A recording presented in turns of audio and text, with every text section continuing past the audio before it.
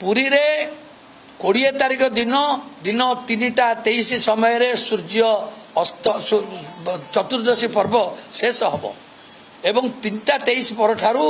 रात्रि दीपावली एक रात्रि उत्सव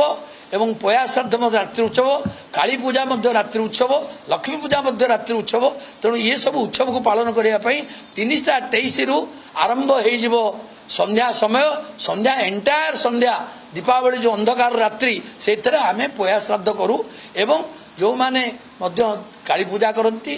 लक्ष्मी पूजा करती एवं तत्सहित दीपदान प्रक्रिया आरंभ हुए एवं आतसबाजी किछि किछि अंशर करा जाए किंतु सूर्य पराग हो सूर्य अस्त हो ता पर दिन 5:15 बेलू 16 बेलू एवं तापर अमावास्या तिथि 5:30 पर्यंत होउछि गोटे दंडक होउछि 24 मिनिट 24 मिनिट जदि समय नाही 3 दंड रहिबा कथा एवं जदि थाए ताहले कार्यक्रम चतुर्दशी दिन पंचमी दिन